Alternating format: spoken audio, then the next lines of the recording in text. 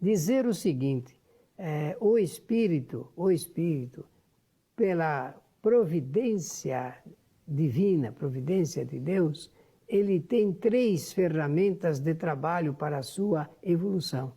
Essas 3 ferramentas de trabalho são a inteligência, a vontade e o pensamento. Nós temos falado constantemente sobre elas aqui em nosso programa. Nós não vamos nos cansar de falar, porque o conhecimento dessas ferramentas é o que pode nos mover mais rapidamente para uma compreensão sobre a vida. A inteligência é uma faculdade que o espírito usa para aprender. Nós só aprendemos porque usamos essa ferramenta de trabalho, chamada inteligência. A vontade é para determinar as ações do espírito. O espírito só faz as coisas que quer fazer. Veja, eu já falei, embutindo a palavra, porque quer fazer, porque tem essa ferramenta de trabalho que é a vontade. A vontade é determinadora do que ele pretende. E o pensamento é para encaminhar o que a vontade determinou. O pensamento é encaminhador, é rastreador.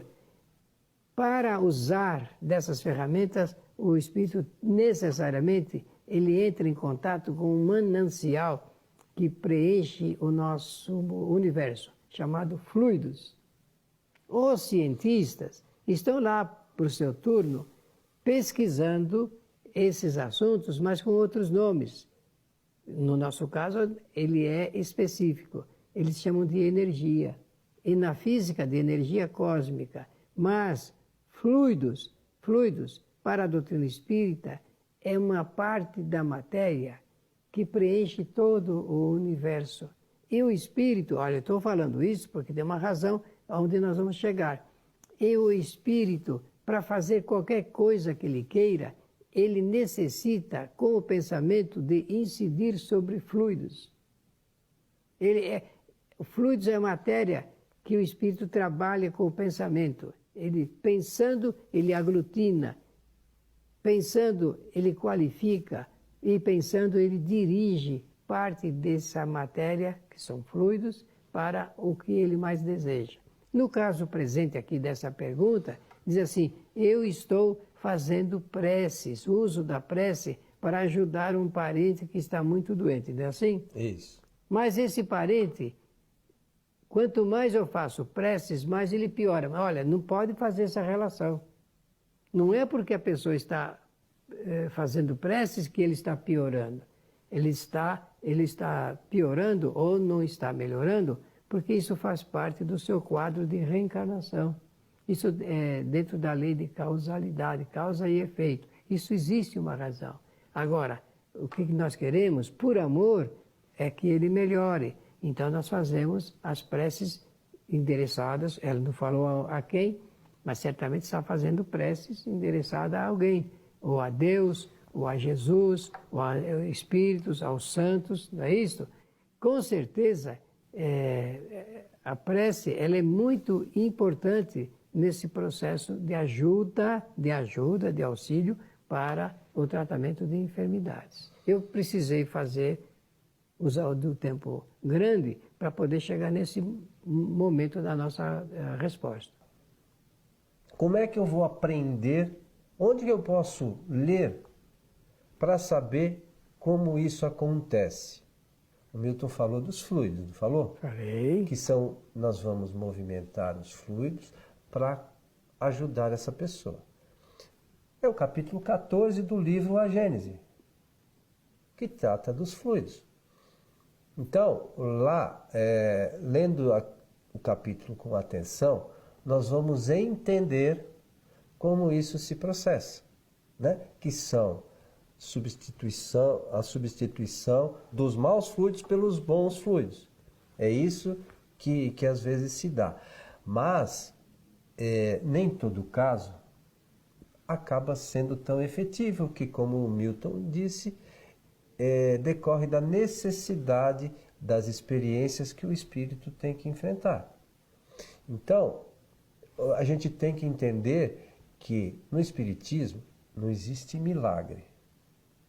né? E se a gente for ler lá na Gênesis sobre milagres, eles dizem assim, que nem Deus faz milagres. Porque Deus, se Deus fizer alguma coisa, Ele pode fazer? Até pode. Mas se Deus fizer alguma coisa que seja contrário às suas leis, como é que vai ser? Se eu faço, de repente, vamos imaginar assim, a gente sempre quer que a pessoa que a gente goste, que ela melhore. Seja feliz, seja saudável, É normal. não tenha problemas. Só que, como a gente comentou, algumas situações decorrem da necessidade de aprendizado. Então, se de repente essa pessoa precisar de ajuda e acontecer alguma coisa, como a gente imagina, de milagrosa, primeiro que a gente estaria incorrendo no erro de acreditar qualquer coisa contra as leis universais. As leis universais não seriam verdadeiras. E outra, que é muito simples. Se Deus, que é bondade infinita, permite que alguma coisa milagrosa aconteça com o A, por que não acontece com o B? Isso. E essa outra pessoa sofre? Perfeitamente. Então é preciso que a gente entenda que milagres não existem. Não existe um milagre. O que existe são leis naturais e, por vezes, as consequências das nossas preces ajudam. Outras vezes, não ajudam naquilo que a gente gostaria, que é fisicamente, mas muitas vezes ajudam ao espírito a amenizar os seus sofrimentos, que é uma coisa que é extremamente importante e a gente não tem noção nem ideia da necessidade disso, né, Milton? E quanto nós podemos auxiliar através desse pensamento encaminhado com essa qualidade apresentada pelo Coelho, que é o amor, a bondade, o desejo ardoroso de ajudar, de auxiliar, quanto que nós podemos fazer para que a pessoa seja fortalecida a passar pelo que deve passar. Às vezes, porque não há derrogação das leis naturais. O que existe é a minimização, por vezes, da intensidade das consequências que o espírito deve passar. Por exemplo, uma pessoa ela criou e necessita passar pelas consequências de uma enfermidade muito difícil, penosa até. Ora, com a ajuda, por isso que a gente fala, olha, vibrem por mim lá no seu centro espírita. Então se faz uma corrente de orações, de preces e de rezas fortes e com essa intenção. Não vai se curar, mas vai se dar forças para que o espírito passe com dignidade aqueles efeitos das causas que ele produziu. Isto é, segundo o que nós entendemos pela leitura das lições espíritas, são as expiações da vida. Aquilo que o espírito não pode modificar, mas pode atenuar de acordo com essas ajudas que também ele recebe. E assim mesmo, meus amigos, para ser ajudado é preciso ter crédito espiritual. Ninguém é ajudado assim de maneira incondicional. Não é preciso que o espírito mantenha um crédito ativo na sua vida para que ele possa merecer um auxílio naquela hora em que mais precisa. O detalhe é que as enfermidades são importantes e têm a sua razão de ser. Esse é o primeiro ponto que nós devemos considerar. Assim não fosse, disse muito bem o Coelho aqui, nesse nosso programa hoje, isso não faria parte das leis naturais do Criador.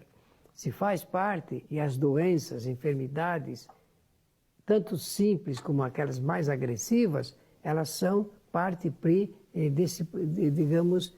das leis naturais porque na verdade são caminhos por onde transita o espírito para chegar até o que ele mais precisa, mais necessita nas suas encarnações.